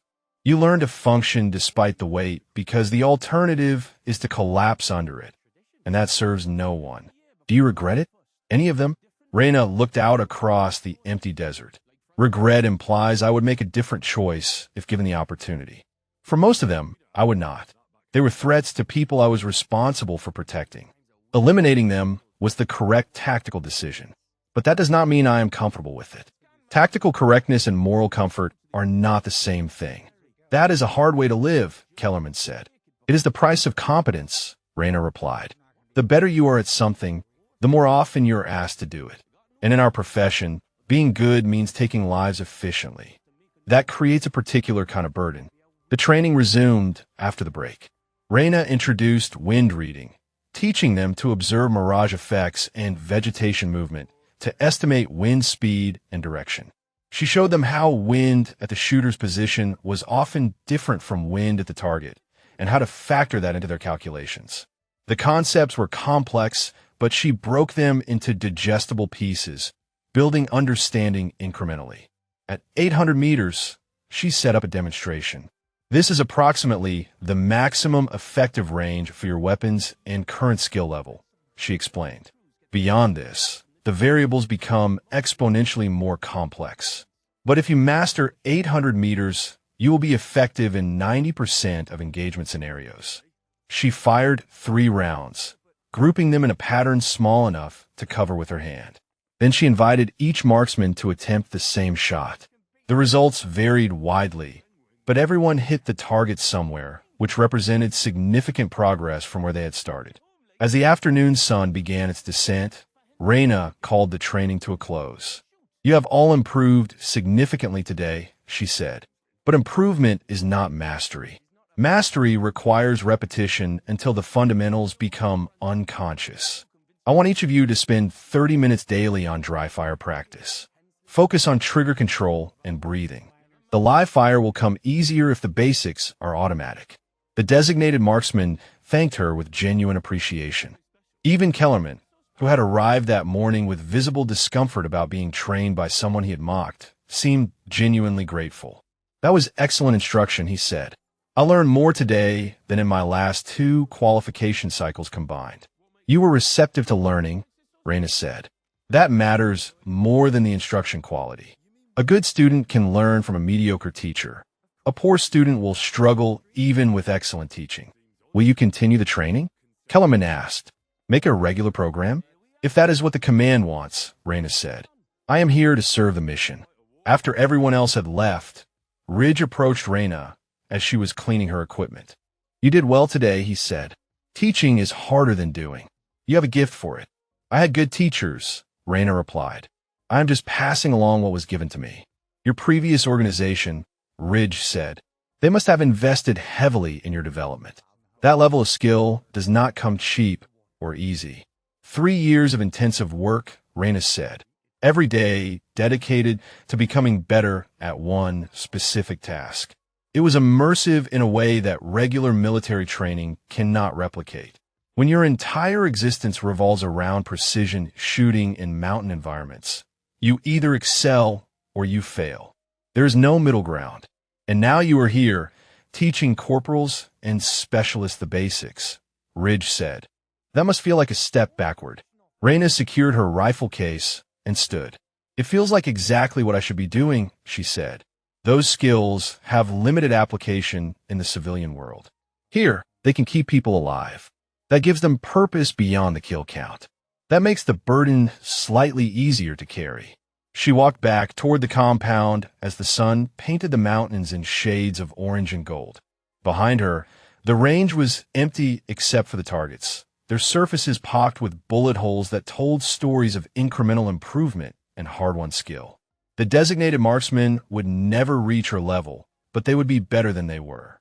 And in a combat zone, better was often the difference between survival and catastrophe. That was enough. It had to be enough. The transformation of Forward Operating Base Granite was subtle but pervasive. Over the following weeks, the atmosphere shifted from the casual mockery that had defined Reina's arrival to something approaching professional respect. The designated marksman training became a regular fixture, with soldiers from other squads requesting permission to participate. Reina's quiet competence earned her a reputation that spread beyond the base itself, carried by supply convoys and radio chatter to other installations across the province. Kellerman's transformation was perhaps the most visible. He threw himself into the training with the dedication of someone seeking redemption through excellence. His shooting improved markedly, and with it came a humility that had been absent before. He began deferring to Reina on matters of long-range engagement, and more surprisingly, he began publicly correcting soldiers who still harbored doubts about her capabilities. One afternoon in the Chow Hall, Reyna overheard a newly arrived lieutenant questioning her credentials. I heard she claimed some ridiculous kill count, the lieutenant said to Kellerman. Sounds like another case of stolen valor to me. Kellerman's response was immediate and forceful. Sir, with respect, Corporal Thorne has more confirmed kills than everyone in this mess hall combined. I have personally verified her combat performance. If you doubt her capabilities, I would be happy to arrange a demonstration that will embarrass you. The lieutenant backed down quickly, and Kellerman caught Reyna's eye across the room. She gave him a slight nod of acknowledgement. The man who had created the Hall of Legends mockery board was now her most vocal defender. The irony was not lost on either of them. Ridge found Reyna on the observation tower one evening as the sun set over the mountains. He climbed the ladder with the careful movements of someone whose knees had seen too many deployments. Mind if an old soldier interrupts your solitude? He asked. Not at all, Master Sergeant, Reyna said. Ridge settled into the observer's chair with a grunt. I wanted to tell you something before you move on from here. Your orders came through today. You are being reassigned to Bugram next month for your transition back to active duty. They are putting you through for sergeant, which is criminally low given your experience, but it is better than corporal. I appreciate you telling me, Reyna said. I also wanted to say that what you did here mattered, Ridge continued. Not just the shooting, though that was impressive, but the way you handled Kellerman's treatment, the way you turned mockery into mentorship. A lesser person would have held a grudge or demanded justice. You just quietly proved yourself and then helped others improve. That is leadership. I was just trying to get through each day, Reyna said. That is what leadership looks like in the real world, Ridge replied. Not grand gestures or inspiring speeches. Just competent people doing their jobs despite difficult circumstances and lifting others up when possible. You reminded this old sergeant why I stayed in so long.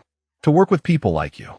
Reyna felt unexpected emotion tighten her throat. Thank you, she said quietly. That means more than you know. They sat in companionable silence, watching the desert turn purple in the fading light. Finally, Ridge spoke again. Can I ask you something personal? Those 55 kills. How do you make peace with that number? I do not, Reyna said. Making peace with it would feel like dismissing the weight of what I have done. Those were people. They had families, beliefs, reasons for fighting. I was just better at violence than they were. So instead of peace, I aim for acceptance. I accept that this is who I am and what I have done. I try to use these skills in ways that serve something larger than myself. And I remember every single one so that their deaths are not reduced to statistics. That is a heavy burden for someone so young, Ridge said. Age is relative, Reyna replied. I feel much older than my years suggest. That evening, Kellerman invited Reyna to join his squad for dinner. It was the first time she had been included in any social gathering that was not purely professional. The group was subdued initially, uncertain how to interact with someone who existed in a category beyond their experience. But gradually, conversation flowed. War stories were exchanged. Jokes were told. Reyna remained mostly quiet, listening more than speaking, but her presence was no longer a source of tension. Cabrera asked about her previous assignments. What was it like? He asked. Working alone in the mountains with indigenous forces? Isolating, Reyna said, but focused. Every day had a single purpose. Find a target, verify the identification, wait for the right moment, execute the shot. There was clarity in that simplicity. No politics, no personality conflicts. Just a mission. Did you ever miss? Morrison asked. Twice, Reyna said. Once because the target moved at the exact moment I fired. Once because I miscalculated wind at altitude. Both targets survived and escaped. Those failures bother me more than the successes. Not because I wanted them dead, but because a failure meant all that preparation and risk were wasted. What happened to you afterward? Hammond asked. After the misses? I went back to work, Reyna said. Analyzed what went wrong, adjusted my techniques, and tried again. Failure is only permanent if you let it be. Otherwise, it is just expensive education. The conversation continued late into the evening. As people began to drift away, Kellerman remained. I need to say something, he told Reyna. When you first arrived, I was threatened by you. Not consciously, but looking back, that is what it was.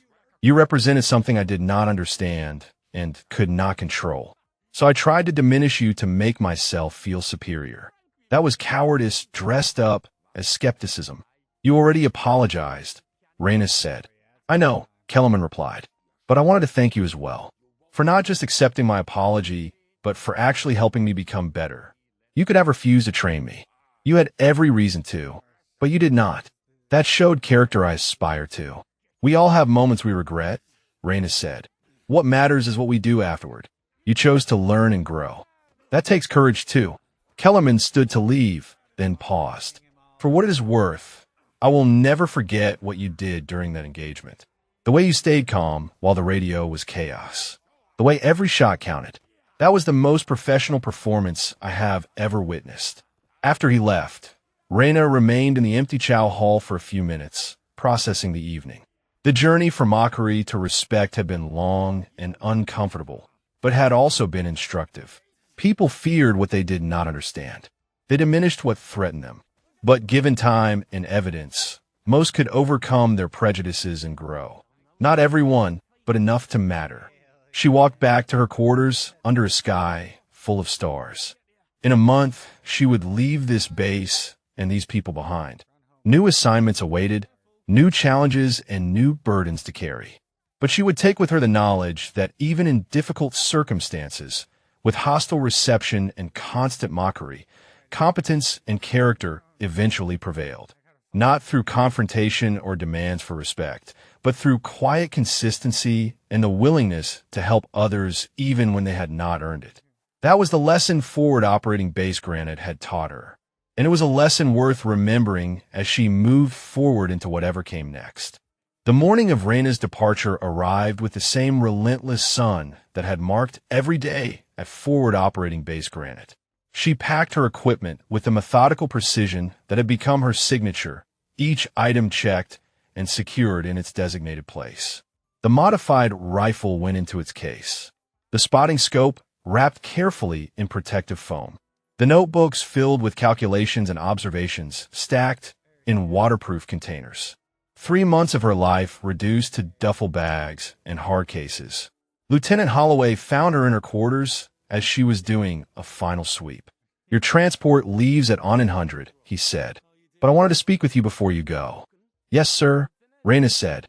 Your commendation was approved, Holloway continued.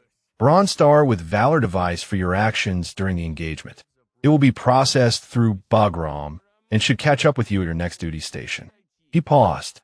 I also submitted a recommendation that you be considered for advanced sniper instructor positions.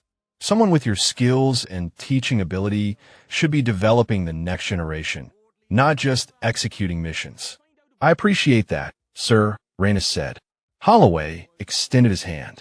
You made this base better, Corporal. Not just safer, but better. You showed us what professionalism looks like even in hostile circumstances. That is a lesson this command needed to learn. They shook hands, and Holloway left her to finish packing. Rhaena secured the last of her gear and carried it outside where a Humvee waited to transport her to the helicopter landing zone. A small crowd had gathered, which surprised her. Kellerman stood at the front with his squad. Ridge was there with several other NCOs. Hammond and Cabrera represented the enlisted soldiers she had trained and worked alongside. Kellerman stepped forward first. We wanted to see you off properly, he said. You changed this place. Changed us. That deserves recognition. You all did the changing yourselves, Rhaenys said. I just provided information. What you did with it was your choice. You provided more than information, Kellerman replied. You provided an example of competence without arrogance, of strength without cruelty, of how to carry impossible burdens with dignity. He gestured to the others. We took a vote last night. We wanted to have this. He handed her a wooden plaque, clearly handmade in the base workshop. It was engraved with the Observation Post 7 designation and a simple inscription. In recognition of Corporal Rhaena Thorne, who defended the East with unmatched skill and taught us that legends are built on truth, not tales. Below there were the signatures of every soldier on base. Rhaena felt her carefully maintained composure waver. She began, then stopped. Thank you. All of you. This means more than any official commendation could. Hammond stepped forward and hugged her quickly. Stay safe out there, she said. And remember that you have friends here if you ever need them. Cabrera was next. You taught me that being good at something means constantly working to get better, he said. I will not forget that. One by one, soldiers approached to shake her hand or offer words of appreciation. Even soldiers she barely knew, who had only observed from a distance, wanted to acknowledge what she represented. The quiet professional who had proven that skill and character mattered more than rank or reputation. Ridge was last. He pulled her aside slightly, away from the crowd. I've been doing this for 23 years, he said quietly. I have worked with thousands of soldiers. You're in the top 5 people I have ever served alongside. Whatever comes next for you, you will excel at it. Because excellence is not what you do, it is who you are. Thank you, Master Sergeant, Reyna said. That means everything coming from you. One more thing, Ridge said. He handed her a small notebook, similar to the one she kept. I have been keeping notes on teaching techniques while watching you train the marksmen. I thought you might want them, for when you end up running an instructor program somewhere, which you will. Reyna accepted the notebook and tucked it carefully into her pack. The Humvee driver signaled that it was time to leave. She loaded her gear into the vehicle and took one last look at Forward Operating Base Granite. The observation post stood silent against the desert backdrop. The mountains beyond held their eternal watch. This place had tested her in ways she had not expected, not through combat, but through social crucibles that were in some ways harder to navigate than tactical ones. The drive to the landing zone was brief. The helicopter waited with rotors already turning, kicking up dust devils that danced across the hard-packed earth. Reyna loaded her equipment, strapped in, and gave the crew chief a thumbs up. As the helicopter lifted off, she watched the base shrink below her. She could see the eastern ridgeline where she had made those impossible shots, the range where she had trained the designated marksman, the compound where she had endured weeks of mockery before proving herself through undeniable performance. The flight to Bagram took 2 hours, following valleys and mountain passes that she recognized from her previous work. These mountains had been her home for 3 years, her proving ground and her prison. Now, she was leaving them behind, transitioning back to conventional military service with all its structure and limitations. Part of her mourned the loss of the pure focus her contractor work had provided. But another part recognized that teaching and mentorship offered a different kind of purpose, one that might help balance the weight of 55 lives taken. At Bagram, she processed through the reception center with the efficient detachment of someone who had done this many times before. New orders, new duty station, new challenges waiting. A sergeant approached her during the in-processing, a woman in her 30s with combat patches and the bearing of someone who had earned their position. You are Thorn? The sergeant asked. Corporal Reyna, Thorn from Granite? Yes, Sergeant, Reyna replied. Word has spread about what you did out there, the sergeant said. The engagement at extreme range. The training program you started. Command is very interested in your capabilities. They're discussing whether to send you to the Advanced Special Operations Sniper course as an instructor or to embed you with units that need precision fire support. Whatever serves the mission best, Reyna said. The sergeant smiled slightly. That is what everyone said you would say. Well, you'll find out soon enough. For now, get settled. You have earned some rest. Reyna completed her in-processing and found her assigned quarters, a small room that offered more privacy than she had enjoyed in months. She unpacked her gear carefully, setting up her space with the same attention to organization that marked everything she did. The plaque from Forward Operating Base Granite went on the small desk, a reminder of difficult lessons learned and relationships transformed through persistence and proven competence. That evening, she sat on her bunk and opened her journal to add a final entry about her time at Granite. She wrote about the mockery and the isolation, about the engagement that changed everything, about Kellerman's transformation and Ridge's wisdom. She wrote about teaching and mentorship, about finding purpose beyond the kill count. And she wrote about the future, uncertain but filled with possibility. If you connected with this story, Drop a comment and let us know what resonated most with you. Maybe it was Reyna's quiet strength in the face of mockery. Maybe it was Kellerman's journey from antagonist to ally. Or perhaps you have witnessed similar situations where someone proved themselves when it mattered most. Share your favorite moment, or tell us about someone you know who showed that kind of courage and competence. Your stories matter, and we would love to hear them. As she closed the journal and prepared for sleep, Reyna reflected on the strange path her life had taken. From the mountains where she had worked in shadows, to a forward base where she had been mocked and then vindicated, to this new chapter where her skills might serve a broader purpose. The burden of 55 lives remained, would always remain. But perhaps through teaching others to be more effective, through preventing future casualties with improved training, she could find a measure of balance. Not redemption, which felt too grand and too easy. Just balance.